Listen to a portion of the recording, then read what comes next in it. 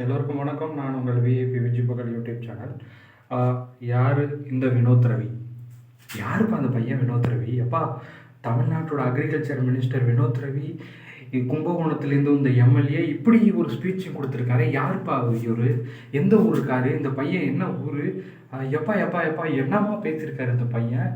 அப்படி மிகப்பெரிய சம்பவத்தை செஞ்ச வினோத் ரவி அண்ணா, தமிழக வேளாண்மைத்துறை அமைச்சர் வினோத் ரவி அண்ணனை பற்றி நீங்கள் தெரிஞ்சுக்கணும் அப்படின்னா இந்த வீடியோவை ஃபுல்லாக பாருங்கள்.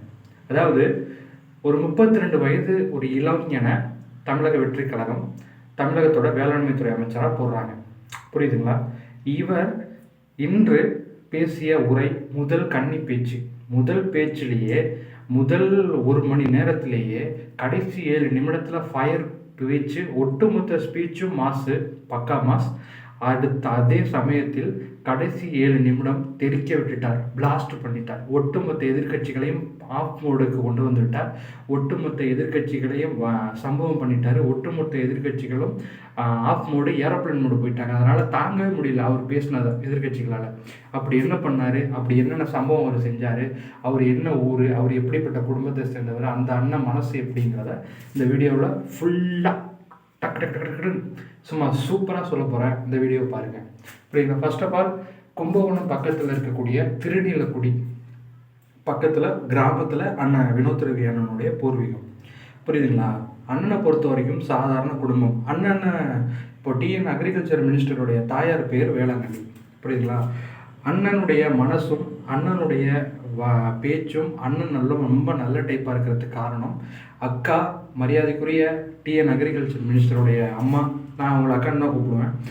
அவங்களுடைய பாசம், அவங்களுடைய அந்த பண்பு, அவங்களுடைய குணநலன், அவங்களுடைய அந்த நல்ல மனசு. அதாவது உள்ளூரில் 5ஆம் கிளாஸ் வரைக்கும் படிக்கிறாங்க. அதுக்கப்புறம் அவர் 12th முடிக்கிறாரு. அதுக்கப்புறமா கும்பகோணத்தில் அவங்க சித்தப்பா மக்கள் பெரியப்பா மக்கள் இருக்காங்க. அவர் காலேஜ் படிச்சுட்டு இருக்கும்போது தன்னுடைய தகப்பனாரை இழக்கிறார். அதாவது ரவி அவர்கள், அவங்க அப்பா பேர் ரவி, அவங்க காலமாகறாங்க. குடும்பத்தோட சுமை, அம்மாவை பார்த்துக்கணும். ஒரே ஒரு பையன்தான், அதாவது வேளாங்கண்ணி அக்காவுக்கு ஒரே ஒரு பையன் தான் வினோத் அண்ணா கூட பிறந்தது யாருமே கிடையாது. அவருடைய பாலிய சிநேகிதர்களாக சந்திரண்ணன் இருக்காங்க. சந்திரண்ணன் தான் கும்பகோணத்தில் பொருளாளர், மாவட்ட பொருளாளராக இருக்கிற, கிழக்கு மாவட்ட பொருளாளர். அவரும் இவரும் தான் நல்ல ஒரு ஃப்ரெண்ட்ஷிப்பாக இருக்காங்க. தன்னுடைய குடும்பம் ஒரு பக்கம் கஷ்டப்படுது, இன்னொரு பக்கம் சோசியல் சர்வீஸு, ஒரு பக்கம் அம்மாவை பார்த்துக்கணும், ஒரு பக்கம் அப்பா தவறிட்டாங்க, இன்னொரு பக்கம் நான் படிக்கணும், இன்னொரு பக்கம் நான் வேலைக்கு போகணும், இன்னொரு பக்கம் நம்ம லைஃப்பில் செட்டில் ஆகணும், இன்னொரு பக்கம் சமூகத்துக்கு செய்யணும்னு தேடிக்கிட்டே இருக்கிற ஒரு பையன். பிஇ மெக்கானிக்கல் இன்ஜினியரிங் ஜாயின் பண்ணார்.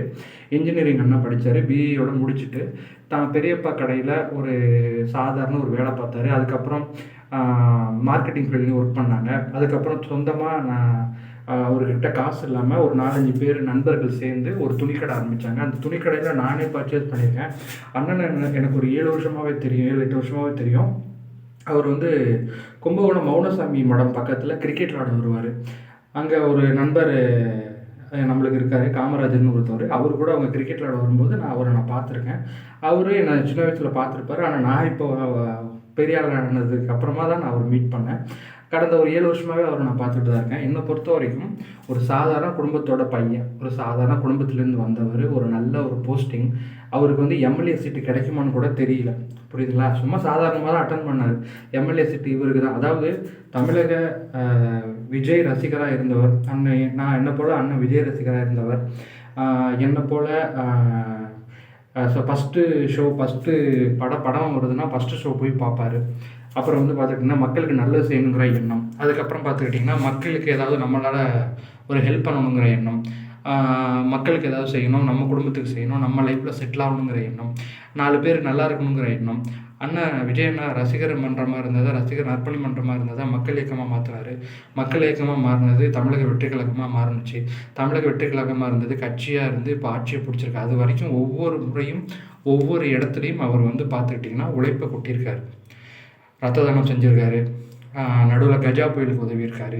டெல்டாவில் கும்பகோணத்தில் மழை பெஞ்சா உதவியிருக்காரு. பக்கத்தில் எந்த ஒரு பிரச்சனைனாலும் டிவிக்கு சார்பாக போய் உதவுவாங்க. இன்னொரு விஷயம் என்ன அப்படின்னா, 4 பேர் கொண்ட பார்ட்னர்ஷிப்லேயும் அவர் கஷ்டப்பட்டு உழைப்பை போட்டு அந்த கடையையும் கஷ்டப்பட்டு முன்னேற்றினார். தான் பெரியப்பா சொன்ன வேலையை பார்ப்பார், தான் அம்மா சொல்ல வேலையை பார்ப்பாங்க. சாதாரண ஒரு லைஃப், அதாவது ஒரு ஸ்கூட்டி எடுத்துக்கிட்டு பொழப்புக்கு போகிற இது நாள் வரைக்கும் அவங்க வந்து ஒரு வாடகை வீட்டில் தான் இருக்காங்க கும்பகோணத்தில். இப்போது அமைச்சர் ஆனதுக்கப்புறம், நீ அமைச்சர் ஆகிட்டியா தம்பி, நீ நம்ம வீடு, நம்ம சொந்த வீடு இருக்குன்னு அவங்க பெரியப்பா பையன் ஒரு வீட்டை கொடுத்துருக்காரு. அந்த வீட்டில் கூட அவர் வாடகைக்கு தான் குடியிருக்காரு. அதாவது கட்சி நிர்வாகிகள் வந்தால் அவங்க வீட்டுக்கு வருவாங்க, வீட்டுக்கு பார்ப்பாங்க. கட்சி நிர்வாகிகளுக்கு tea, coffee, snacks, apple, orange juice எதுவுமே அவங்க வினோத் ரவி அண்ணனை பார்க்க வந்துட்டு வெறும் வயிற்றோடு யாரும் போக மாட்டாங்க. ஒன்று coffee, tea, snacks, biscuit, apple, orange juice ஏதாவது கொடுப்பாங்க. ஏன்னா வேளாங்கண்ணி அக்கா வினோத் ரவி அண்ணனுடைய அம்மா மனசு தங்கமான மனசு. அதே தங்கமான மனசு தான் அண்ணன் வினோத் ரவி அண்ணனுக்கும். புரியுதுங்களா? ரொம்ப கஷ்டப்பட்டார், ரொம்ப கஷ்டப்பட்டார், ரொம்ப உழைச்சார். இதில் சுக்காம்பாளைய தெருவில், கும்பகோணம் சுக்காம்பாளைய தெருவில் டிவிக்கு கேண்டிடேட்டாக அறிவிக்கப்படும் போது அவங்க சுக்காம்பாளைய தெருவில் ஓட்டு கேட்க போகும்போது அவங்கள அவமானப்படுத்தினாங்க அந்த ஏரியாவில். அங்கே டிவிகே கட்சி பெண்ணுடைய ஒரு தாலி செயினோ கழுத்தில் இருக்கிற செயின் ஒரு கட்சி, அந்த கட்சி உங்களுக்கு நல்லாவே தெரியும். அந்த கட்சிக்காரவங்க அவரை தடுத்தாங்க. அந்த பொண்ணுடைய செயினை வந்து பிடிச்சி இழுத்து சேதப்படுத்தினாங்க. அவரை தாக்கப்பட்டார். அந்த இடத்துல நீங்களாம் எதுக்கு, டிவிகே கட்சிக்காரங்களாம் எதுக்கு ஓட்டு கேட்க வந்தாங்க அப்படின்னு சொல்லி அசிங்கப்படுத்தினாங்க. அதெல்லாம் மீறி அண்ணன் ரொம்ப கஷ்டப்பட்டார். தாராசுரத்தில் அவர் கூடலாம் நம்ம வந்து ஓட்டு கேட்க போனோம். அவர் கூட நிறையா பார்த்துருக்கோம். அண்ணன் காந்தி பார்க்கில் போராட்டம்லாம் ஈடுபட்டாங்க. ஏகப்பட்ட கஷ்டத்தெல்லாம் பார்த்து தான் டிவிக்கே, அதாவது கடந்த 40 வருஷமாக டிஎம்கே ஜெயிச்ச தொகுதி கும்பகோணம் வந்து டிஎம்கேயோட கோட்டையாக இருந்துச்சு. அந்த கோட்டையை தரைமட்டமாக்கி உடைத்து நொறுக்கிவிட்டு சிறப்பான வெற்றியை பெற்றார் அண்ணன் வினோத் ரவி அண்ணா. அவங்க கடைசி வரைக்கும் அவருடைய வெற்றி, கடைசி வரைக்கும் அவர் போராடினார். புரியுதுங்களா? ரொம்ப நல்ல மனுஷன். கும்பகோணத்தை டெவலப் பண்ணுறதுக்காக சாஸ்திரா யூனிவர்சிட்டியில் ஜாப் மெகா ஆஃபர் பண்ணாங்க. ஏழைங்களுக்கு நிறையா பயிர்க்கடன்களுக்காகவும் அப்புறம் செடி கொடுத்தாங்க, செடி வச்சாங்க, மரம் நட்டாங்க. அப்புறம் பெண்களுக்கு, கஷ்டப்படுற பெண்களுக்கு தங்களால் முயன்ற உதவிகளை இன்னும் செஞ்சுக்கிட்டு தான் இருக்காங்க. அவருடைய எம்எல்ஏ ஆஃபீஸ் என்றைக்கும் மூடப்பட்டது கிடையாது. பர்சனல் லைஃப்லேயும் சரி, அஃபிஷியல் லைஃப்லேயும் சரி அவர் ரொம்ப கண்ணியமிக்க ஆள்.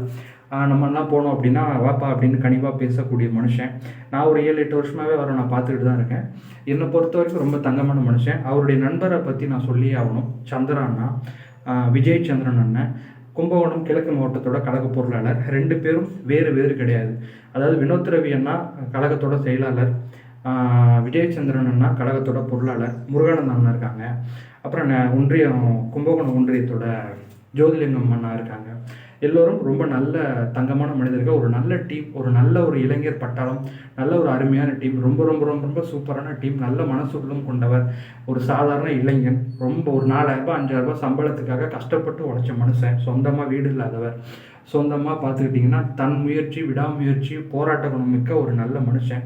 அதனால தான் அவர் எம்எல்ஏ கேண்டிடேட் ஆனார். அதனால தான் அவர் எம்எல்ஏ ஆனார். அதனால தான் அவர் அக்ரிகல்ச்சர் மினிஸ்டராக ஆனார். இப்போ மிக முக்கியமாக பட்ஜெட் உரையையும் தாக்கல் செஞ்சுருக்காரு. அதாவது மிகப்பெரிய ஆளுமைகள், அக்ரிகல்ச்சர் டிபார்ட்மெண்ட்டில் மிகப்பெரிய ஆளுமைகள் இருந்த இடத்துல இப்போ ஒரு பட்ஜெட்டை தாக்கல் பண்ணியிருக்காருங்கிறது ரொம்ப சந்தோஷம். அண்ணா வந்து ரொம்ப நல்ல டைப்.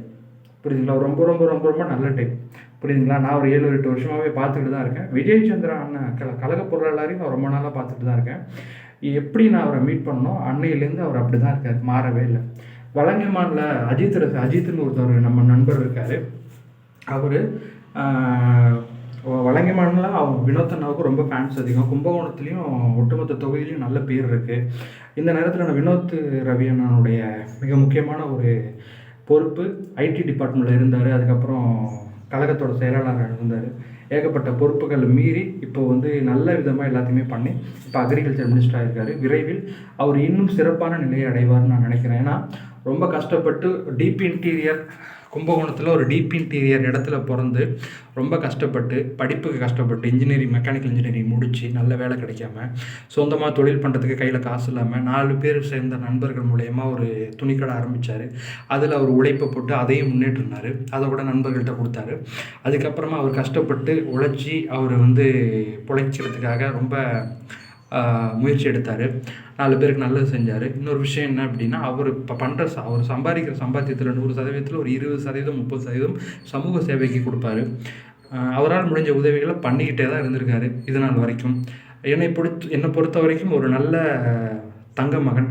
அதாவது அவங்க அம்மா வேளாங்கண்ணி அக்காவுடைய நல்ல குணம், நல்ல வளர்ப்பு, நல்ல மனுஷன், புரியுதுங்களா? தங்கமான மனுஷனுக்கு வேளாண்மைத்துறை மினிஸ்டராக என் அண்ணன் நெஞ்சில் குடியிருக்கும் என் நண்பு அண்ணன் தமிழக வெற்றி கழகத்தின் தலைவர், தமிழகத்தின் நிரந்தர முதலமைச்சர் ஜோசப் விஜயன்னா அவங்களுக்கு அக்ரிகல்ச்சர் மினிஸ்டர் போஸ்டிங் கொடுத்துருக்காரு. ரொம்ப சந்தோஷம். நான் ரொம்ப ரொம்ப சந்தோஷப்பட்டேன்.